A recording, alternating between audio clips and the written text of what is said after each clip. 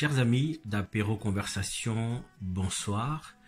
Alors, toujours un apéro, quelque chose dans un verre et une petite conversation avec vous. Je voudrais finir ce soir, cette semaine travaillée, c'est-à-dire ce vendredi soir, avec le sujet que j'ai eu à cœur cette semaine, c'est-à-dire le sujet sur la charité.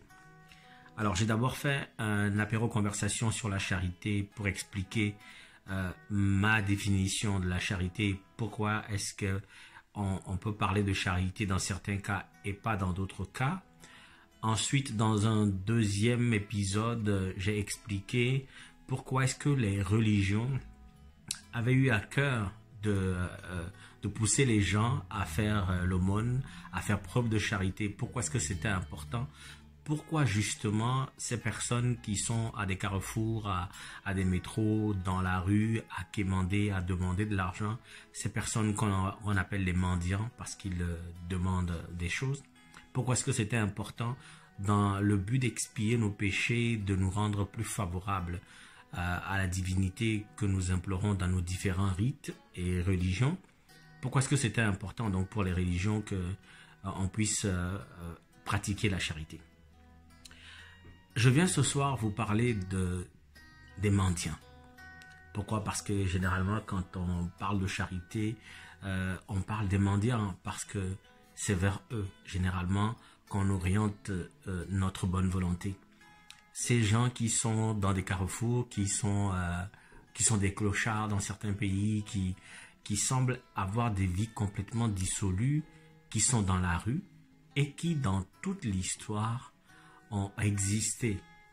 Il y a toujours eu des mendiants. Il y a toujours eu des gens des carrefours à quémander de la nourriture, à quémander de l'argent à gauche et à droite pour pouvoir se nourrir eux-mêmes et nourrir leur famille. Il y a toujours eu ça. Et toutes les religions, toutes les traditions ont toujours encouragé que vis-à-vis de ces gens-là, de ces personnes-là, on puisse avoir le cœur charitable. Ce que je veux expliquer aujourd'hui un peu, c'est que ces gens ne sont pas des rebuts de la société.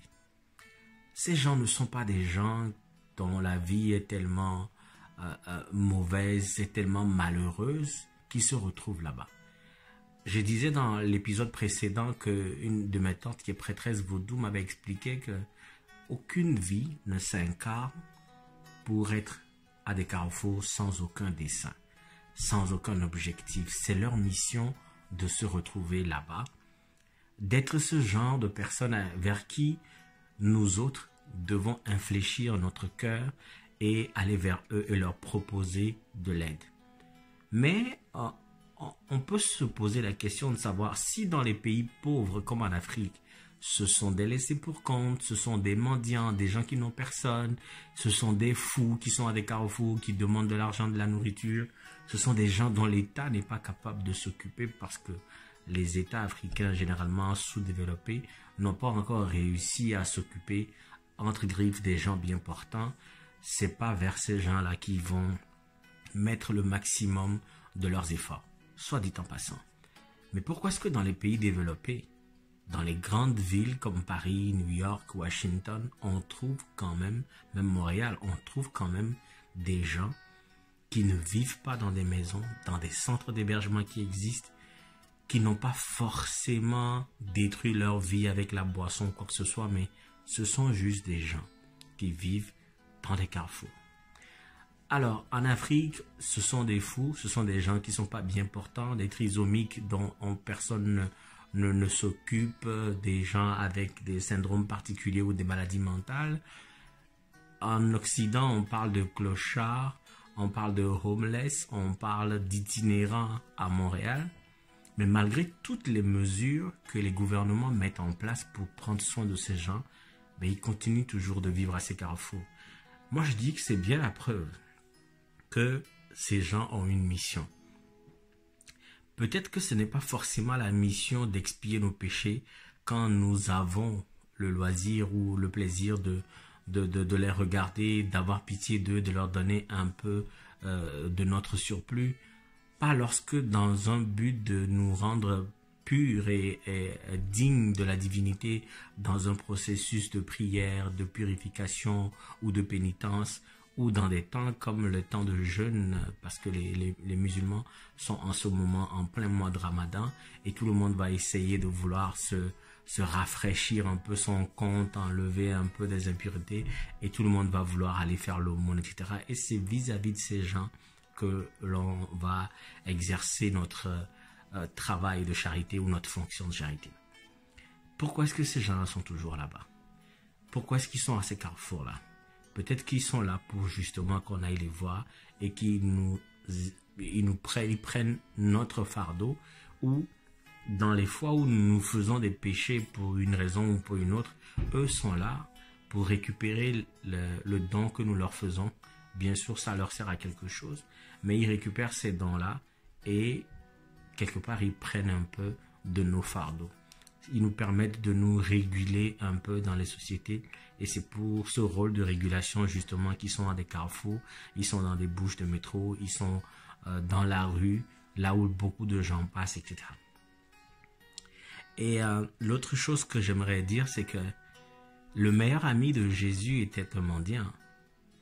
Jésus, quand il était sur terre, selon les évangiles, son meilleur ami était un mendiant. Pourquoi? Pourquoi Jésus aimait tant Lazare qui était un mendiant? Pourtant, Lazare avait une famille. Il avait Marthe, sa sœur, Marie, son autre sœur, Marie de Béthanie. Et ces femmes-là étaient tellement proches de Jésus, mais l'ami de Jésus, celui qu'on a appelé l'ami de Jésus dans tout l'évangile, c'était un mendiant qui était donc dans la rue, qui quémandait des subsides, etc. Et quand il est mort, avant que Jésus ne l'appelle et qu'il ne sorte de sa tombe, Jésus a pleuré. Quel était cet attachement particulier que Jésus avait pour ce mendiant-là? Et pourquoi le choix d'un mendiant? Moi, je veux dire que justement, c'est parce que si Jésus a véritablement existé, s'il était véritablement le Fils de Dieu, s'il était véritablement venu au monde pour sauver l'humanité, pourquoi s'est-il attaché à un mendiant si justement les gens là qui sont à des carrefours n'ont pas un rôle particulier très important? Nous avons tendance à regarder tout ce qui n'est pas conforme à notre conception des choses comme étant mauvais. Nous avons tendance à voir que ces gens-là sont sales, ils n'ont pas de famille, ils sont pas aussi bien habillés que nous, ils sont pas lavés, ils sont pas parfumés, ou pourquoi s'ils dorment dans la rue dans des conditions comme ça? Donc forcément, il y a quelque chose. On a même tendance à penser que quand on leur donne de l'argent, ils vont partir avec notre chance.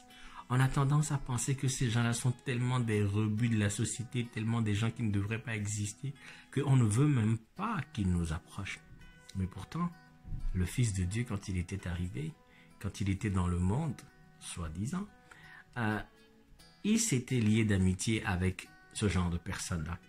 Donc moi, je veux nous inviter à considérer le fait que malgré tous les développements qu'il y a dans les sociétés les plus développées, dans les villes les plus luxueuses de la Terre, il y a toujours des mendiants. Dans les villes les plus pauvres, il y a des mendiants. Je veux vous inviter à considérer que ces mendiants-là ont un rôle dans les carrefours, qu'ils servent à quelque chose, et que même si c'est pour prendre nos péchés, quand on va leur donner des aumônes ou quand on va les regarder, on va leur donner une pièce, ils vont essayer de nous réhabiliter un peu dans notre relation avec Dieu, de considérer que c'est important. De considérer que c'est pas parce que ces gens-là sont dans ces situations qu'ils sont détestables. Parce que justement, si l'on croit en Dieu, si on croit que Dieu s'est manifesté dans le monde à travers son Fils Jésus-Christ, parce qu'à l'exemple de celui-là qui s'est lié d'amitié avec un mendiant, nous ne devrions pas avoir peur des mendiants. Nous devrions considérer justement que les gens là qui sont à ces carrefours jouent un rôle important dans la société. Je suis persuadé que c'est un rôle de régulation. Je suis persuadé que c'est un rôle important que nous, peut-être avec nos yeux, on n'est pas capable de voir, de considérer, d'apprécier à leur juste valeur. Mais moi, je veux juste m'en tenir au fait que malgré tout ce qui se passe, tout ce qu'on peut faire pour eux, ils restent là-bas, c'est pour une raison donnée.